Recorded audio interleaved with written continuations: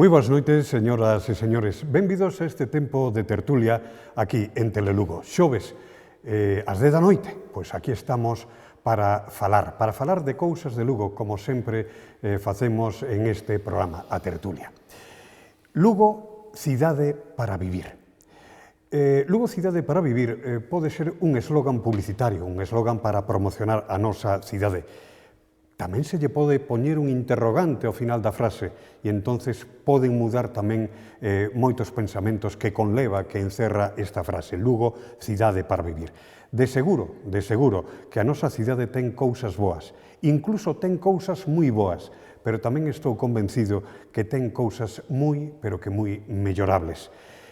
De Lugo imos a falar, e con ese título xenérico, Lugo, cidade para vivir. E ímolo facer, imos a manter esta charla, esta tertulia, voume presentar aos convidados de hoxe, a miña esquerda, Juan Antonio Pinto Antón. Juan Antonio Pinto Antón é mestre, ben coñecido por moitos de vostedes como articulista do xornal El Progreso, e algo máis, é un devorador de libros.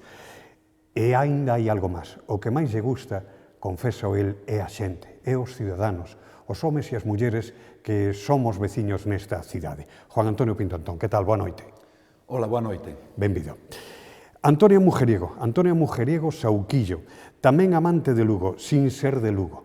Amante de Lugo, sin ser de Lugo. Licenciada en Ciencias Físicas e docencia a que fixo da súa vida. A docencia, a educación, foi o seu traballo durante moitos anos.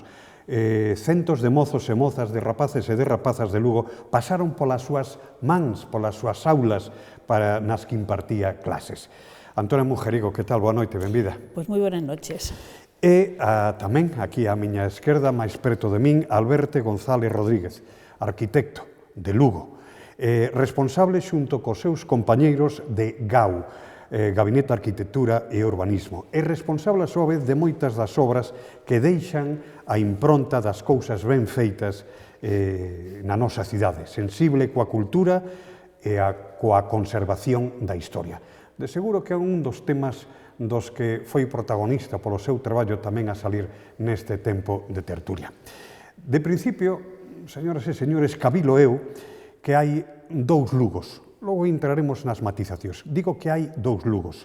A zona nova, a zona de Augas Férreas, a zona de Fingoi, mesmo Fontiñas, puderase considerar zona nova, e depois unha ampla zona xa con moitos máis anos de historia, tamén de posiblemente cousas non tan boas. Zona en parte degradada, e esa posiblemente sexa a pregunta que lles fago. Estou cavilar ahora mismo no barrio da Residencia, estou cavilar no barrio da Milagrosa, estou cavilar no barrio da Ponte, e seguramente me esqueza algún deles. O barrio da Residencia, non sei, barrio da Residencia, Milagrosa, a Ponte, calquera deses barrios que rodean o recinto histórico. Que vos di? Estamos nun tempo degradado, hai moito que facer nesta cidade. Quen comezamos? Juan Antonio? O primeiro que debería decir, bueno, non sei se na presentación dixeches que son mestre. Tamén, claro. Son mestre de escola gloriosamente pública. Exactamente. Quero subliñalo porque nestos tempos de desolación neoliberal creo que a escola pública, o ensino público, está ofrecendo oportunidades iguais para todos. Sobre o que acabas de preguntar de Lugo, eu síntome orgulloso de vivir en unha cidade con estatura humana. É dicir, Lugo pódese percorrer andando. Cando camiñas polas cidades é fácil que parar sempre con xente coñecida, saudar a alguén. Eso é unha cousa boa de Lugo.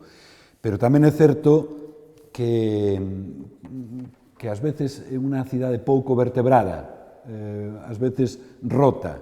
Eu alegrome moito que cando se fan inversións públicas da entidade do Hospital ULA, pois que servira un pouco para vertebrar a cidade, para balancear a cidade, para que non se rompa entre o norte e o sur, cousa que, por exemplo, non lograron co auditorio da Avenida de Magoi. É verdade. Unha primeira pincelada, Antonia. Bueno, me imagino que lo que vamos a decir de Lugo sería aplicable a muchas otras ciudades. Efectivamente, estoy de acuerdo con Juan Antonio en que Lugo tiene dimensión humana, es decir, no es una ciudad excesivamente grande y al mismo tiempo también carece de las cosas que muchas veces pasa a las ciudades de esas dimensiones, es decir, es una ventaja por una parte y por otra parte pues es una desventaja. Hay muchos servicios que no ofrece y que, como enlazando con lo que decía Paco antes, efectivamente en Lugo se puede hacer una división muy tajante entre lo que podemos llamar, tú has llamado muy bien el Lugo nuevo, digamos, la última expansión que ha tenido lugar en una determinada dirección, el centro histórico, que también ha sufrido durante mucho tiempo un abandono importante, pero que ahora parece que estamos otra vez recuperando. Y luego ese otro Lugo que yo llamaría de transición entre una cosa y otra. Y ese sí que es un Lugo en el que efectivamente creo que no se está invirtiendo demasiado. Es un Lugo que no está planificado, que digamos que ha crecido un poco sin estructura, no hay unas líneas urbanísticas claras, ni en edificios, ni en nada. Y luego, por otra parte, y esto ya lo dejo, decir simplemente que cuando hablamos de una ciudad, también hay una parte de la ciudad importante que es la ciudad que no se ve, es decir, todos esos servicios que no se ve, pero que hacen una ciudad habitable. Claro que sí. Alberto González. Despois das pinceladas que deron os meus precedentes nas intervencións anteriores, a verdad que moi pouco me queda por decir, non? Xa pintaron un cuadro casi completo, non? É certo que, e aí coincido plenamente con Juan Antonio, en que ten estatura humana a cidade, ten un tamaño ideal, non? Para ser cidade, ofrecer uns servicios que van máis alá do que sería unha vila ou unha aldea, non? E ao mesmo tempo, pois, sigue mantendo ese contacto de tú a tú e ese recoñecerse nas caras que ves pola rúa. Non? É certo que tamén, precisamente por esa dimensión xa de cidade que ten, admite unha percepción fragmentada, non, da cidade. É dicir, hai varios Lugos, ti empezabas falando de dous, posiblemente haxa máis de dous, non? Eu creo que o que pasa sobre todo é que a evolución urbanística que tamén resumía acertadamente Antonia na súa intervención, en certo modo foi deixando patente dunha maneira clara esa división, non?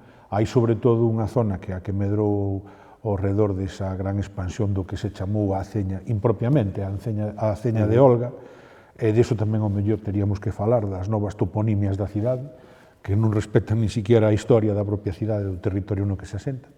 E medrou dunha maneira, vamos a decir así, como ordenada, aínda que adolecendo de moitísimos fallos, non?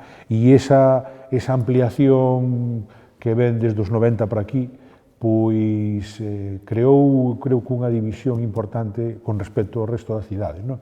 Utilizando como mecanismo de conexión que é o centro histórico, non? Porque Lugo sempre foi unha cidade radiocéntrica. Iremos a esos varios Lugos que facíamos referencia, decía eu dous, un cabilo de 4, non? Pero, bueno, xa iremos vendo. Hai unha cousa que me gustaría facer unha parada para facer unha reflexión. A pouca ou nula planificación. E vou ser moi claro, barrio da Residencia.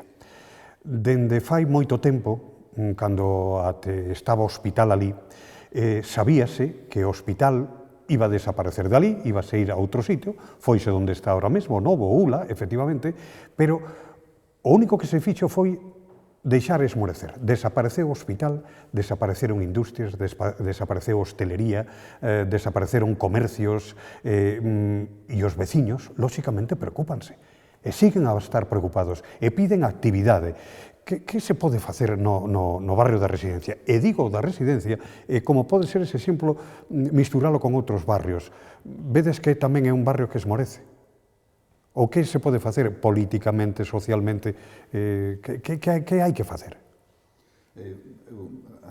Antes de entrar aquí, eu dicía que en certos temas que eu opino por riba das miñas posibilidades, este sería uno. Menos mal que temos aquí un arquitecto que pode poñer un pouco máis os puntos sobre as is. Pero pode haber actividade social tamén, non?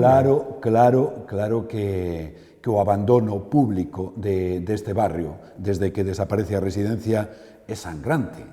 De feito, os veciños están moi feridos e aproveitan todas as manifestacións e fan ben para reivindicar que o seu barrio non morra, que non quede aí ese monstruo de cemento que o mellor pode acabar sufrindo isto que chaman un síndrome das ventas rotas, de que cando unha ventá se empeza a romper ou deteriorar, rapidamente se deteriora a seguinte, e ao final queda un esquelete que, aparte do abandono desta actividade notable neste barrio e da economía que xiraba en torno a él, pois pode transformarse nun elemento moi negativo para o barrio.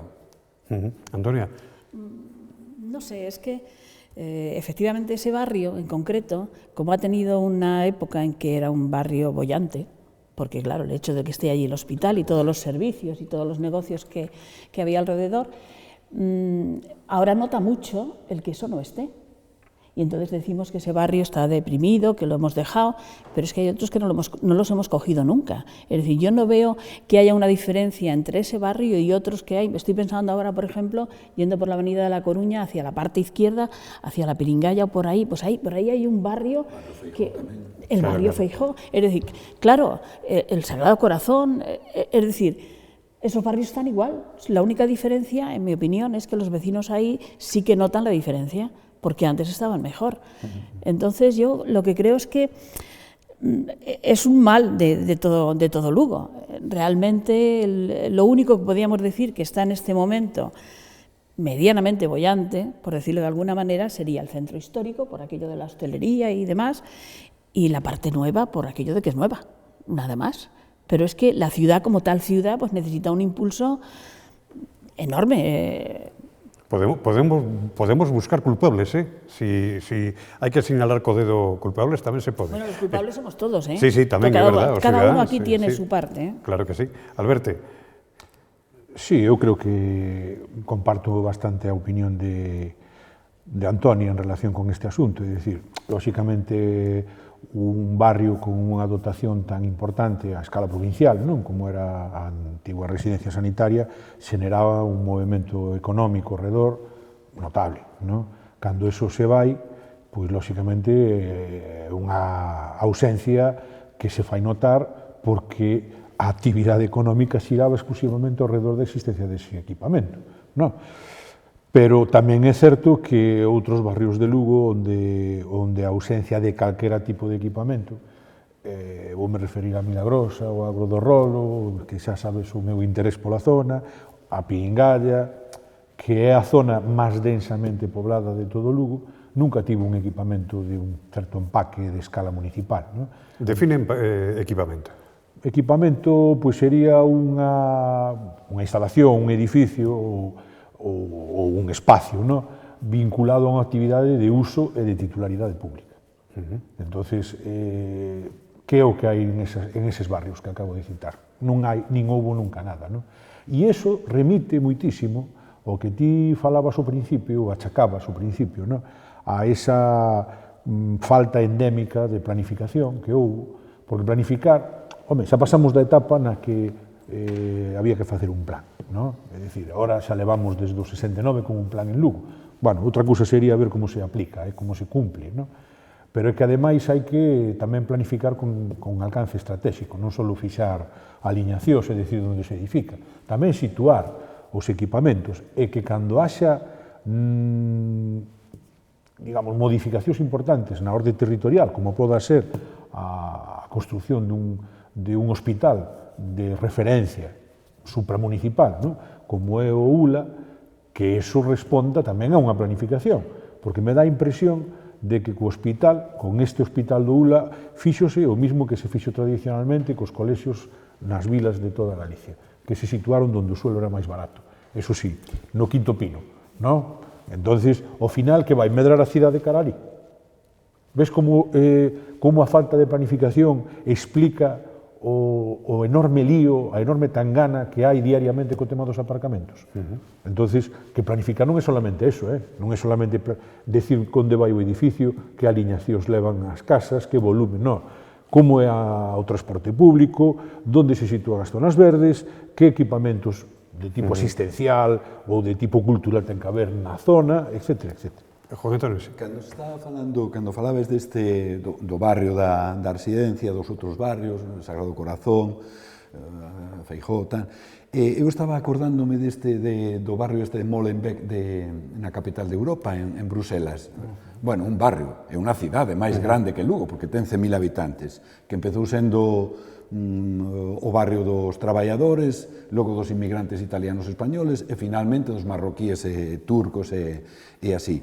E acabou sendo un problema moi serio, que agora é a nivel europeo, co tema do terrorismo e, en fin, todas estas cousas, porque nunca estivo vertebrado co resto da cidade. Eu creo que unha das prioridades para os nosos políticos é equilibrar a cidade, é vertebrar a cidade, pero non é responsabilidade deles solos. A presión social da cidadanía tamén, ás veces, move aos políticos na dirección adecuada, porque senón, pois... A propósito disso que está comentando ahora mismo Juan Antonio Pinto Antón, e facendo referencia a un barrio, e ahora sí, refírome concretamente ao barrio da Milagrosa, quero deixar moi clariño que para nada se vai acusar a ningún colectivo, ni moito menos, ni esa pretensión auténticamente fora. En tal caso, si houbera que facelo, ao mellor é a esa falta de planificación. Estáse a convertir o barrio da Milagrosa, alo menos algunha das súas zonas, no receptáculo de todos os emigrantes, de calquera zona, que si rumanos, que si musulmáns, que, quero decir, habitantes que para nada en absoluto conflictivos, todo o contrario, mesmo montaron algúns negocios en ese sentido, pero digo eu, é unha planificación ou é un deixarse ir?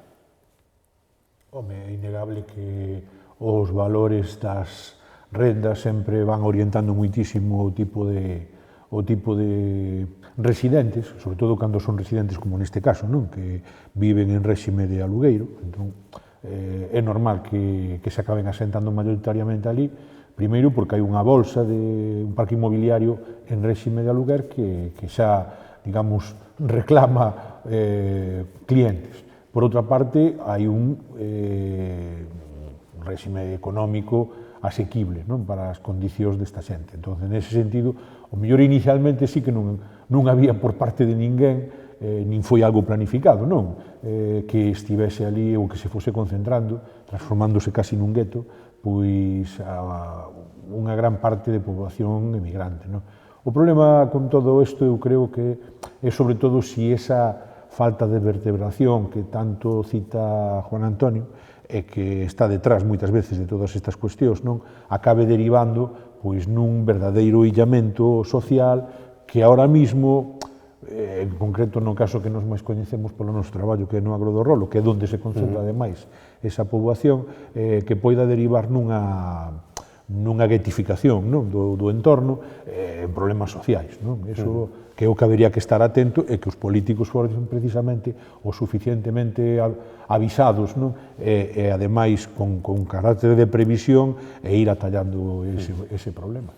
¿Alguna puntualización, Antonio? Sí, en relación con esto que estabais comentando, estaba pensando que realmente es que cuando hablamos de una ciudad no solamente es el espacio físico delimitado, donde existe un urbanismo y demás. Una ciudad, cuando hablamos de ciudad, tiene esa componente, pero luego tiene una componente que es el colectivo de gente que habita la ciudad. Y ese colectivo es donde se producen una serie de tensiones que deben redundar, en principio, en una ciudad ideal, deben redundar en la mejora colectiva y al mismo tiempo, ¿no? Claro, cuando eso no sucede y hay una parte de ese colectivo que prima sobre los demás e impone sus normas, lo que hace normalmente es producirse ese tipo de, que llamamos guetos o como queramos llamar, que afortunadamente creo que en nuestra ciudad todavía no se da. Pero claro, ¿cómo podemos llegar a tener ese tipo de ciudad donde todo sea un poco más armónico de lo que es en realidad? Bueno, pues ahí tenemos que tener unos dirigentes, pero que los elegimos nosotros, de manera que, en cierto modo, un poco de culpa tenemos si no responden a las necesidades del colectivo. Entonces, creo que hace falta alguien que piense que los poderes públicos, aquellos a los que les entregamos las riendas para nuestros asuntos, pues deben pensar en todos y no solo en determinadas actuaciones que curiosamente siempre van en el mismo sentido. Estaba pensando hai pouco de que algún dirixente de ensino privado dicía algo así como que un alumno nestes centros costaba menos que un alumno nun centro público e tal. Claro que sí. Nada hai tan injusto como tratar igual aos que son desiguais. Si traslado esta reflexión aos barrios, aos guetos, a prevenir a posible ou futura existencia de guetos, eu diría aos poderes públicos, ao Concello de Lugo, aos grupos políticos de Lugo, que hai que investir máis nestes colectivos que poden ser máis frágiles, que hai que investir máis servicios sociais, que hai que investir máis cartos, que hai que investir máis para, efectivamente, previr ese tipo de perigo. Eu podo ter unha saúde de ferro, estar ben alimentado, ter o peso adecuado, todo tipo de cousas ben, pero se teño roto ou rota a uña do dedo meñique, o meu corpo vai estar sufrindo. E na cidade pasa igual. Non hai unha cidade, entendo eu, saudable si hai colectivos destos que non están ben atendidos, si hai zonas da cidade que están abandonados, etc. Hai uns cuantos anos, un aspirante a gobernar Lugo non chegou a conseguilo, non acadou os suficientes votos para facelo, pero dentro da súa campaña electoral dixo algo así como que lle gustaría gobernar Lugo 8 anos. E dixo, engadiu a continuación, 4 para derrubar e 4 para construir. 4 para derrubar e 4 para construir. Alberto, compartirías este feito? Home, todas as frases como esta, así tan tallantes, a verdade que non deixan lugar moito a reflexión, non? Ou a matización. Posiblemente estaría de acordo, polo menos inicialmente, non? Na frase, imaginándome que tipo de cousas penso eu que habería que derrubar e que tipo de cousas habería que construir, non? Podería pensar que sí, pero, bueno, cas súas matizacións. Estaba a cavilar, Alberto ten unha querencia específica, concreta polo seu traballo. El presidiu, ademais, o Colexio de Arquitectos de Lugo polo barrio da Milagrosa. O barrio da Milagrosa que, sí é verdade, que pasan os anos e vese que vai a menos. Hai que decilo, e é verdade, urbanísticamente incluso, achicado e demais. E ele e o seu grupo profesionalmente, bueno, pois cavilan nun proxecto que satisfeito de como van as xestións ou que lle falta, que... Bueno, por ahora ánimo, está, moito ánimo. Por ahora está un pouco parado. Temos pendiente unha reunión cas dúas asociacións, porque, aínda que é certo que, bueno, a veces parece que non somos os que damos a cara, non hai que ignorar que é un proxecto que facemos cas dúas asociacións de veciños do barrio ca parroquia, e que precisamente na unión de todas estas colectividades é onde xurde un pouco a forza, porque tamén o coñecemento da problemática que existe no barrio pois é moito máis rico, non?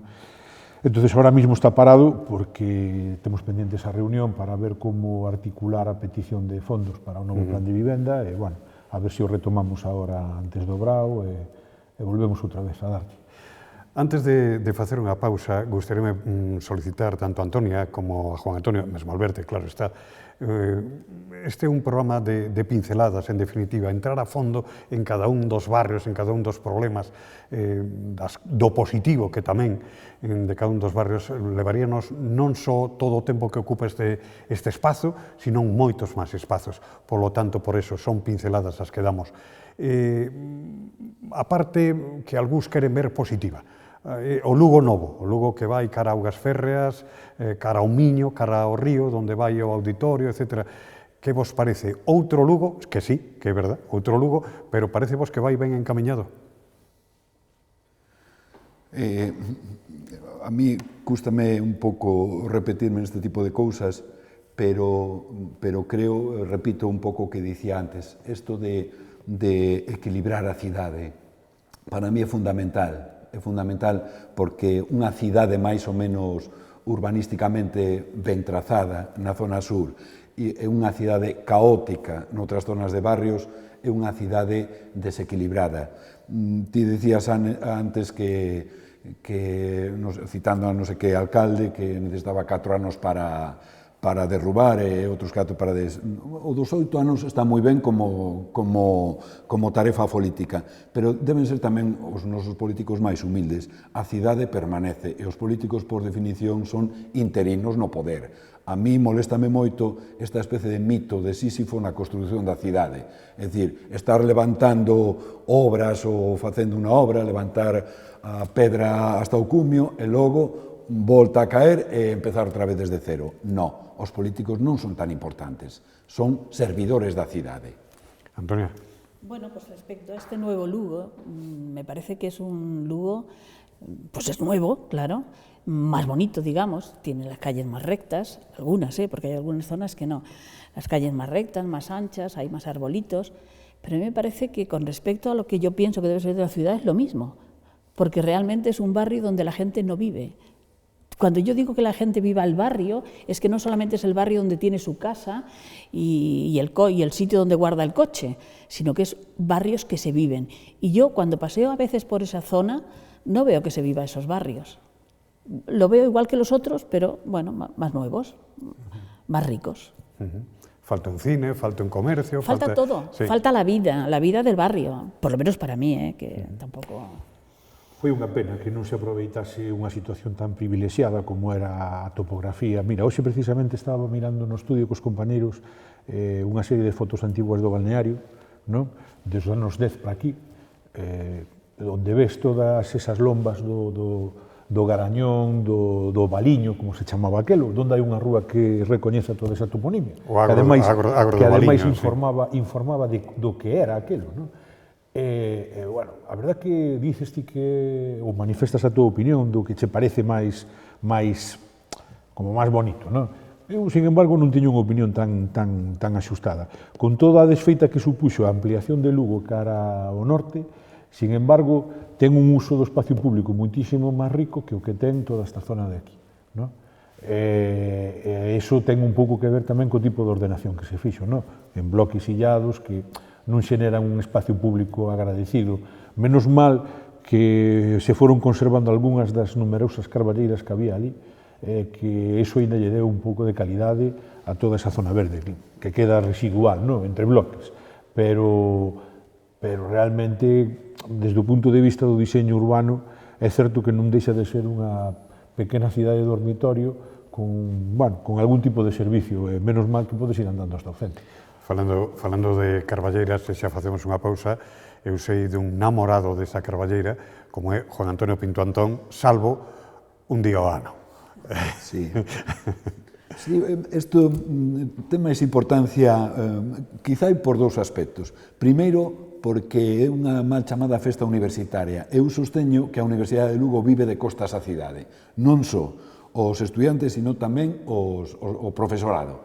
Porque son moi hábiles para mobilizar a moita xente, esta última vez falábase de 3.000 persoas, pero non son capaces de mobilizar a unhas dúcias cando hai un concerto, unha charla ou un acto cultural na cidade. Eu creo que é terrible que a Universidade de Lugo viva de costas á cidade. E sobre o tema do botellón, eu antes era moito máis crítico, deixaba no tema do alcoholismo, do vandalismo, tal. Eu creo que agora é un tema eminentemente político. Non digo que os poderes públicos financien os botellóns, pero os poderes públicos están moi cómodos cos botellóns. A fin de contas, que costa? Que costa para os políticos ou para os gobernantes? Unhas brigadas de policías que están pola noite por ali e o día seguinte unhas brigadas de limpeza. Bueno, é un tema moi serio. Sí que é, naturalmente. Monográfico que debe ser, seguramente. Quédanos moito camiño por andar, a ver se vamos dando tamén, insisto, pinceladas, que só pinceladas, porque afondar en todo isto levaríanos moito tempo. Agora o tempo é para unha pausiña para que vexan isto.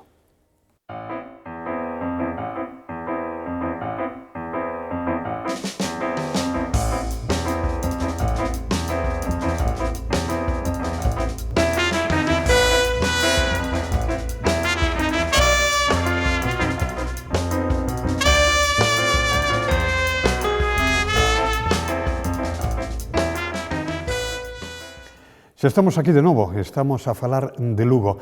Titulábamos este espacio falando de Lugo, unha cidade para vivir. Se lles gusta, fáganos seu, cúmprano. Lugo unha cidade para vivir, e o gallá, e que sone bonito, e que sone ben, pero tamén poñémoslle ese interrogante ao final, porque tamén é posible que a Lugo lle falten, incluso que lle sobren tamén algunhas cousas. Estivemos a falar cos nosos convidados, repito, Juan Antonio Pinto Antón, Antonio Mujeriego e tamén Alberto González. Estivemos a falar de dous Lugos, no Lugo Novo e o Lugo Vello, o Lugo dos Barrios. Quédanme dous Lugos máis. Falo do Lugo do centro, un Lugo que un querer e non poder. E digo isto porque peonil sí, pero servizos como a praza de Abastos, sí, pero unha rúa ou praza como a de San Marcos, sí, pero tamén con peros. De seguro que son moitos os peros que tamén se lle poden poñer a ese casco histórico do que tanto presumimos, pero por eso posiblemente ao mellor temos que ser críticos. Veña, seamos críticos co casco histórico. Críticos ou loubemos o que haxe que louvar, claro. Pois eu son dos que aposto con toda forza posible por expulsar os coches do Lugo Intramuros. É dicir, eu creo que a saúde ecolóxica dunha cidade está en relación inversa co número de coches na rúa. Pero iso é imposible, Juan Antonio. Non sei. Hai garaxes. Eu sei que os partidos se dan de bufetadas por chegar ao poder e que se sentan nas mesas pois que discutan e que busquen solucións. Eu, desde fora, digo que non me gusta ver coches dentro do Lugo Intramuros. A parte dos servicios habituais, de que si buses, ambulancias ou alguna cousiña máis. Pero había que restringir moitísimo máis, peatonalizar totalmente o centro, ser moito máis ambiciosos neste sentido. E logo eu apoio, claro, como non, as inversións que está facendo a Xunta de Galicia para rehabilitar toda esta zona da Rícola do Miño, facer pisos e tal, pero moléstame un pouquiño o buenismo político de non facer estas accións con moita inteligencia. Non se demo que con toda boa vontade do mundo volvamos a crear outro gueto onde non había. Que eu vin algúns destas casas rehabilitadas, bueno, hai que aplaudir os arquitectos, é dicir, auténticas maravillas, pero ollo, hai que, a xente que se mete ali, hai que apoiala moitísimo e hai que mirar a ver, claro, a quen se mete. Antonia. Bueno, el centro histórico de Lugo tiene una ventaja importantísima y es la muralla. Y otra ventaja importante es que no es muy grande. Todo lo que hay dentro de la muralla, entendiendo el centro histórico eso, no es muy grande y sería hay una posibilidad estupenda de hacer un centro histórico que en otros sitios han conseguido, ¿no? No sé, es cuestión de irse a otras ciudades por ahí con centros históricos mucho más extensos y donde se ha conseguido que efectivamente, como dice Juan Antonio, no haya tantos coches, algo tiene que haber, evidentemente, no haya tantos coches, pero que sean centros históricos, que yo tampoco estoy de acuerdo en que se trate de convertir un centro histórico en un escaparate para los turistas, que también a veces oyes por ahí hablar y dices, bueno, es que aquí esto traería mucho turismo. El centro histórico tiene que vivirlo la gente. Yo ahora mismo estoy pensando, claro, no es comparable, en cierto sentido, una ciudad como Siena, ¿no? En Siena, el centro, la gente vive en el centro, y vive en el centro y trabaja en el centro. Y una cosa importante, que eso está ocurriendo en todas las ciudades, el potenciar los mercados.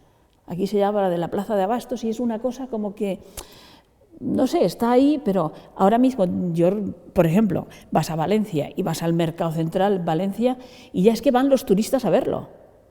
Porque es una maravilla. Vas a Barcelona y vas a los mercados y la gente es que va a verlos y a hacerles fotografías. En Compostela ocurre eso. Por ejemplo, ¿no? Y aquí no somos capaces ni tan siquiera de eso. Aquí convertimos a Plaza de Abastos nunha especie de tendas de delicatessen, máis que nun mercado vivo que, como tú vas a boquería, e precisamente a propia actividade comercial é a que xenera todo ese espacio vivido, non? Que aquí se queda un pouco en plan escaparate. De todas as maneiras, indo ao cerne da pregunta que facías ti antes, non? Que pasa co centro histórico? É que, o centro histórico de Lugo, efectivamente, como di Antonia, está moi identificado e moi delimitado porque temos unha cousa tan singular como é a muralla, non? É certo que, a pesar desa defensa, máis aparente que real, que podía ter a muralla dos valores do centro histórico, pois, históricamente tamén nos maltratamos moito, non? E aí estou tamén de acordo completamente con José Antonio. Eu incluso ainda ampliaría máis o meu rexeitamento ao vehículo, porque o máis asimilable a un cáncer para unha cidade é precisamente o tráfico urbano. Alberte, hai tres aparcamentos soterrados e un de superficie. Sí, estou de acordo contigo. Pero fíxate, cando estabas falando, cando lle estabas contestando a Juan Antonio de que hai aparcamentos, iso non evita, nin implica que non se poida peonalizar o centro absolutamente. Tú podes deixar os accesos aos aparcamentos subterráneos, exclusivamente aos aparcamentos subterráneos, por exemplo.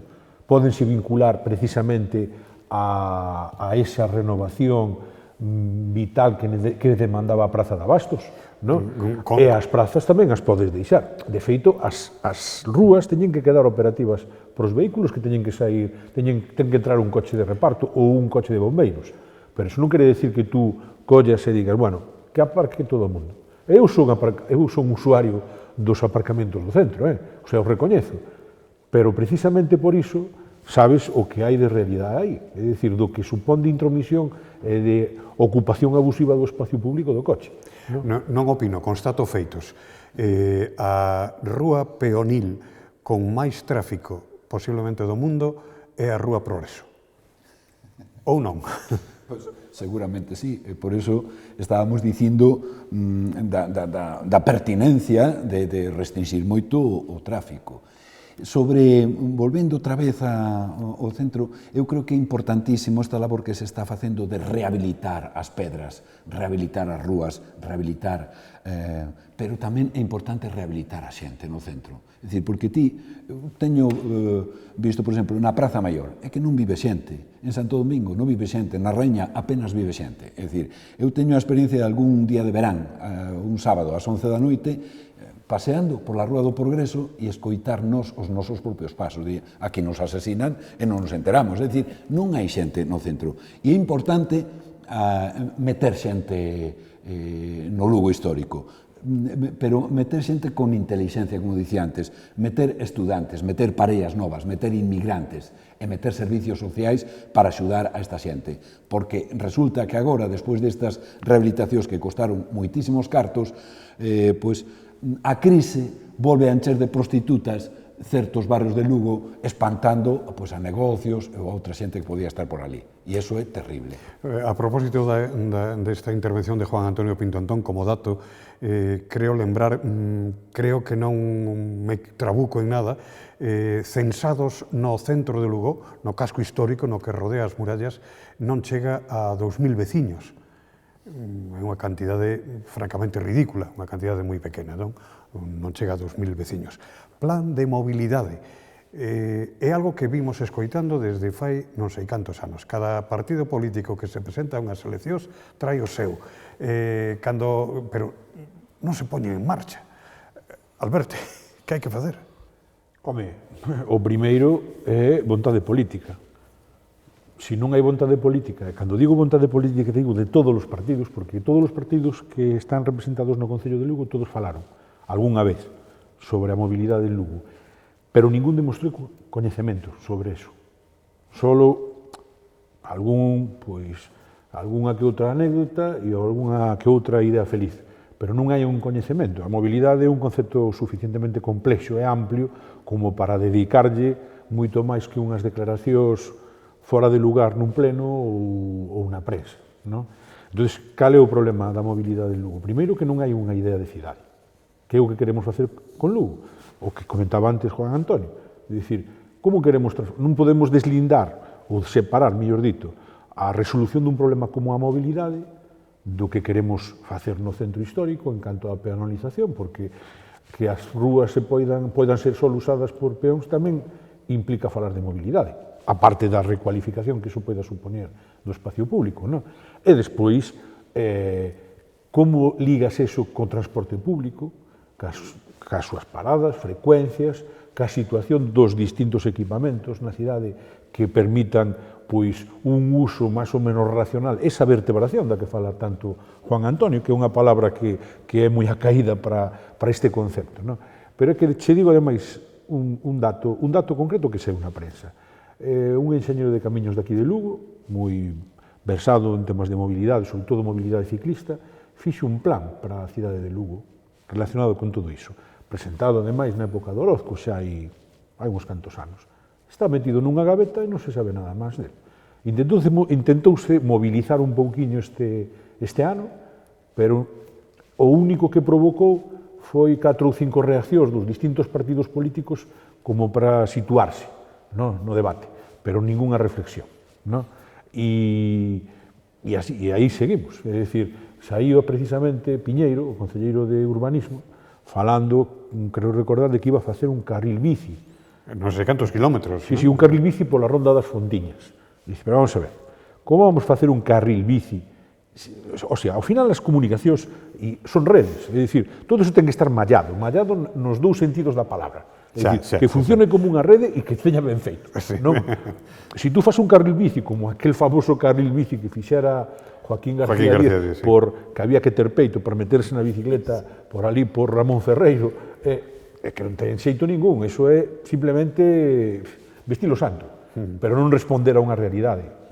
Antonio. Bueno, oyéndoos hablar, efectivamente, hemos pasado de considerar las ciudades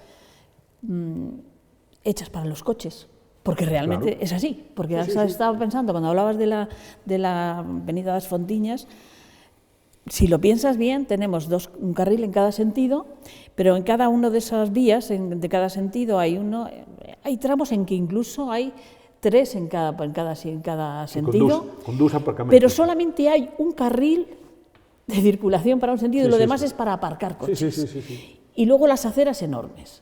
Entonces, no tiene ningún sentido. Es decir, cuando uno está planificando una ciudad, está planificando una avenida, debe darse cuenta de qué tipo de cosa quiere que suceda ahí. Y lo que quieren que suceda en las Fontiñas es que la gente se cabree con los atascos, que coja el coche y que se cabree con los atascos. Luego, por otra parte, apostamos, por ejemplo, por hacer ese tipo de ciudad que no es el nuestro y que, por tanto, hemos tenido que convencernos de que queremos eso. Ese tipo de ciudad en el cual las compras, los cines, el ocio, todo está fuera, en los centros comerciales. Claro, para ir a los centros comerciales pues hay que coger el coche y entonces hacer allí aparcamientos enormes y circular continuamente. No parece que vayamos a ir en otro sentido porque acaban de abrir otro centro comercial hace poco. Entonces yo no lo entiendo, o sea, no entiendo cómo por una parte se está diciendo que tenemos que revitalizar la ciudad y el centro y los barrios y demás, y estamos apostando por un modelo de ciudad que no se dice que se apuesta por eso, pero ese modelo de ciudad es justamente lo contrario. Volvemos ao que comentaba antes aquí o noso anfitrión, que é a falta de planificación. Sí, hombre, sí. Porque a falta de planificación tamén pode ser transversal.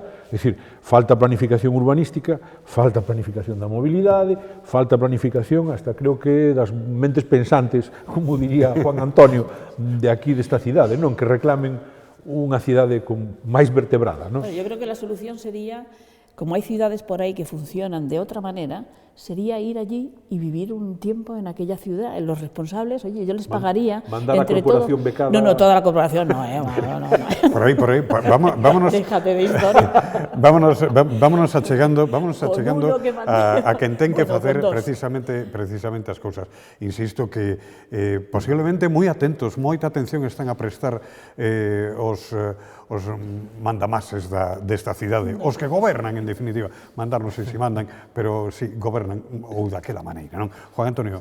Para non criticar sempre os políticos, que se nos dá moi ben, a mí polo menos, tamén me gustaría denunciar un pouco ás veces a atitude dos pais. Quero dicir que en Lugo prodúcese os días lectivos a paralización da cidade 4 veces ao día.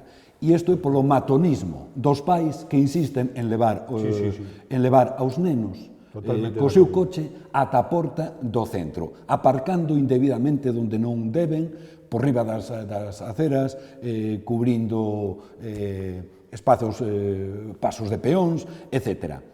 cando ves, eu non digo que a un neno de 3 anos non haxa que leválo á escola, pero tamén é certo que moitos pais tratamos aos fillos como se foran de plastilina, e hai nenos que poden ir perfectamente andando. Mais aberrante aínda resulta cando ves nos institutos ver os papás e as mamás levando a rapazolos de 16 ou 17 anos ali. Entonces, unha cidade onde se circula tan mal como Lugo, 4 veces ao día é paralizada polo matonismo dos pais que poñen en perigo os seus propios fillos. Interesante esa reflexión, A verdade é que pasos se deron, Juan Antonio, pasos se deron porque estou a cavilar ahora mesmo na zona da muralla que conflúe ca Rúa Aguirre, paralela a esa rúa, ou transversal, mellor dito, a esa rúa, naquel colexio de ali, aquelo foi fíxose peonil, entonces aí deixaron de aparecer autobuses e coches, non? Eso, bueno, son pasiños, pero algo se vai dando, non? Falando, que quero que me quede tempo para ese cuarto Lugo. Logo, depois, se nos queda algún tempo, misturamos por donde cada un queira, non? Ou quera ver. Pero hai un Lugo do que non me quero esquecer. E sobre todo porque nel viven preto de 10.000 persoas. E viven en 54 parroquias. Falo do rural. Si hai algo deixado, iba a decir, da man de Deus, se hai algo deixado da man dos políticos, hai que decirlo así, é o Lugo rural. Sí, é verdad que de cando en vez, ao mellor en algúns metros de aglomerado en quente, aparece, non? Pero para venderse ben. Que vos dice o Lugo rural? Bueno, pues voy a empezar yo porque Adiante. Durante algunos años, 15 años o así, he vivido en el Lugo rural. Y eso realmente sí que es el sálvese quien pueda y además literal. Es decir, te salvas tú o ahí no te salva nadie. Entonces, curiosamente, además, cuando uno se da cuenta que hay sitios, parroquias, lugares de interés, ¿cómo se llaman? Lugares de protección, no sé cómo se llaman. Sí, no sé cómo se llaman. Bueno, que están ahí de toda la vida, conjuntos de gente que vive ahí, que está manteniendo ese entorno, que no se le hace ni caso, y que luego de repente en un sitio por ahí, pues no se sabe por qué, surge como una seta, una urbanización, y a eso le dan todos los servicios. Porque realmente a nivel de saneamiento, a nivel de... Ahora ya últimamente parece que la electricidad llega a todos con bien, ¿no? Porque hubo una época en que, claro, cuando llegaba la hora de las 8, que entonces enchufaban las ordeñadoras y no sé qué, pues tú te quedabas sin luz, muy sin novedad, y entonces ibas y ponías una denuncia y el juez te decía, oiga, pero no me traiga aquí esta denuncia que hay muchas, que son todas iguales. Y claro, pues uno se quedaba... Es así, teléfono pues tampoco había, cobertura de móviles pues hasta hace muy poquito tampoco había en muchos sitios, ¿no? Supongo que habrá algún núcleo rural por ahí que sea privilegiado, pero en general, vuelvo a repetir, eso es el sálvese quien pueda literal, las comunicaciones nulas. Eu creo que mellorou bastante, non? Con respecto a dices 15 anos, non? No, eu creo que a nivel de comunicacións, eu creo que ahora sí que podes moverte por todo o concello en concreto sin...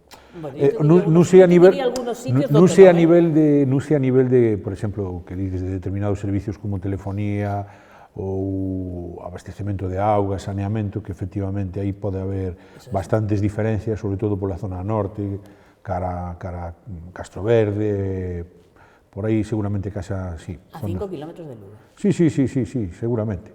Home, a 5 kilómetros de Lugo temos un gueto chamado Carqueixo, que tampouco ten ningún tipo de servicio, non? E viven nunhas condicións deplorables. O mellor hasta os refugiados estos que están vindo para aquí de Grecia protestaban por instalarse ali. E mira, aí tes un exemplo de segregación social feita nos anos 70. No? O sea que tú ves en positivo o rural, cando menos... O sea, non é que o vexa en positivo. Vexa un positivo na medida en que ainda conservamos moitísimos valores da paisaxe, o mellor pola desidia ou pola falta de crecemento económico, non? Que tiñan valor, non? Tamén recoñezo que hai que eso tamén participa do resto do rural en Galicia, é dicir, que non contan con servicios, nin son cidadáns que están equiparados aos cidadáns das cidades, non? En canto a ese tipo de dereitos, non? Hai posiblemente Juan Antonio como mestre, non? Coñecerá moitísimo mellor esa realidade, pero é así. O sea, nese sentido non son nada diferentes. Eu creo que aquí en Lugo temos o privilexio de ser unha mestura rica, urbana, é dicir, todos temos algunhas raíces rurais, vivimos na cidade, unha cidade que se parece moito ao rural, un rural que entra moito na cidade, e iso está moi ben.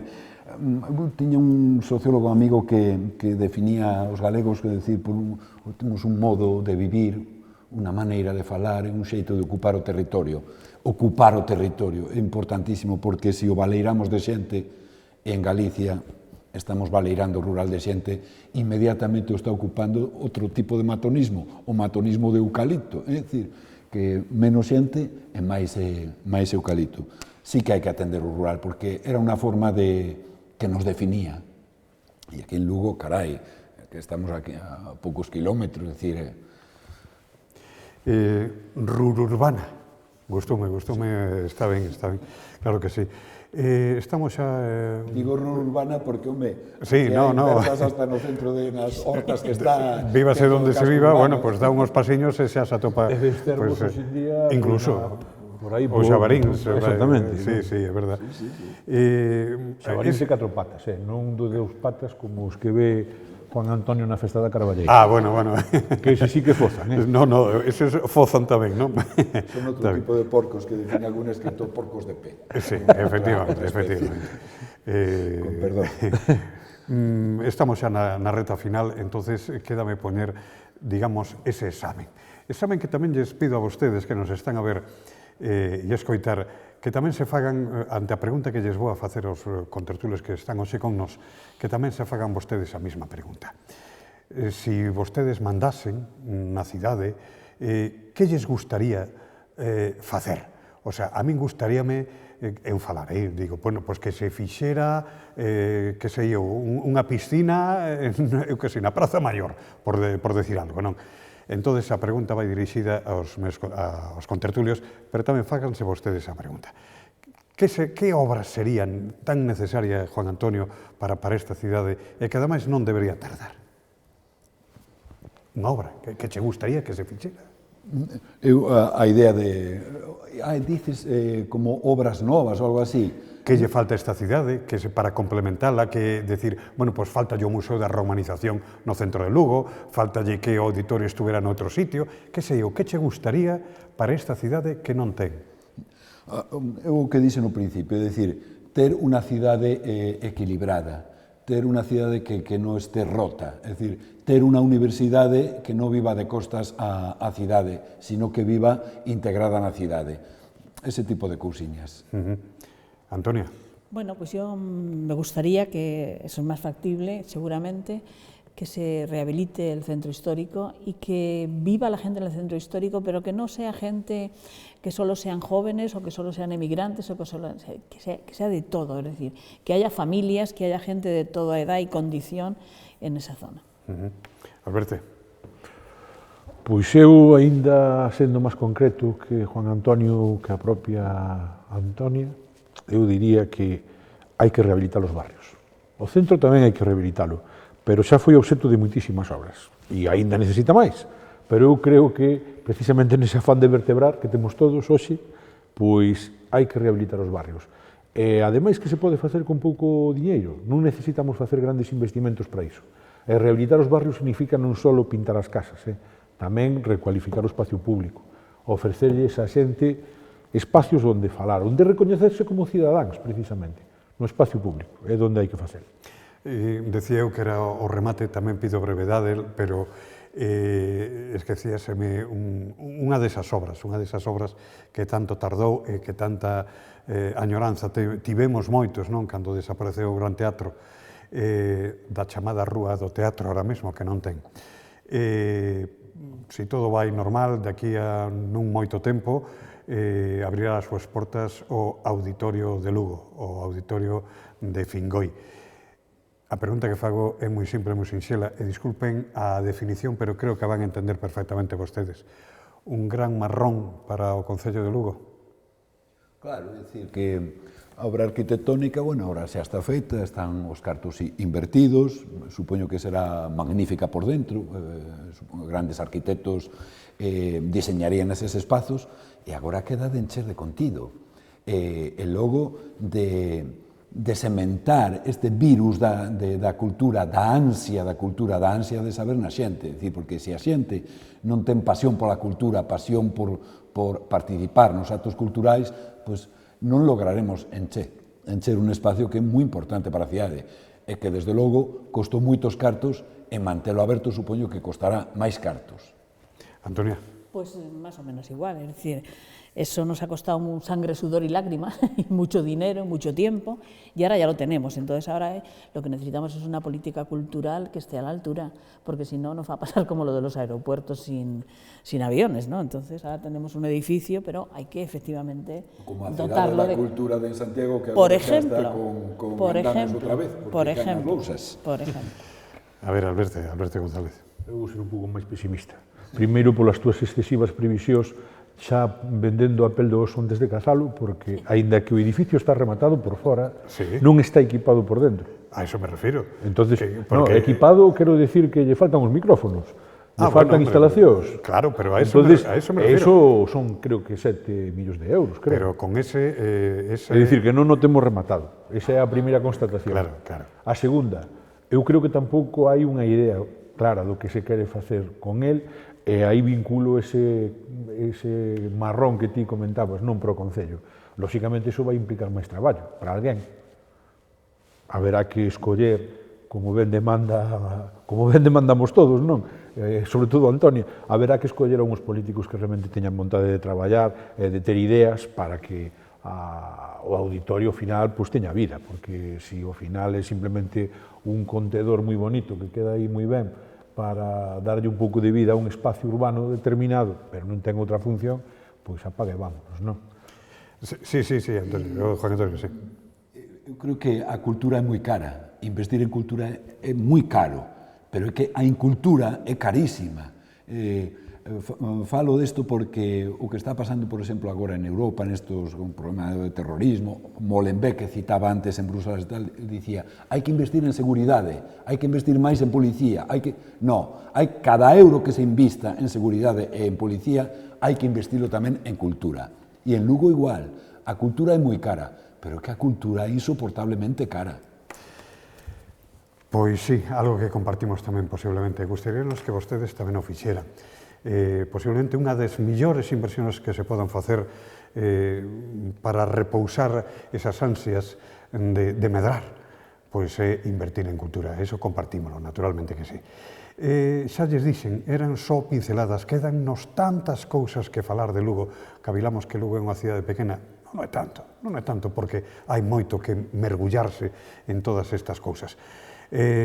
Só me queda agradecer a presencia de Juan Antonio Pinto Antón, de Antonia Mujeriego Sauquillo e tamén de Alberto González Rodríguez en esta tertulia de Telelugo. A vostedes citalos para o vindeiro xoves. Un saúdo.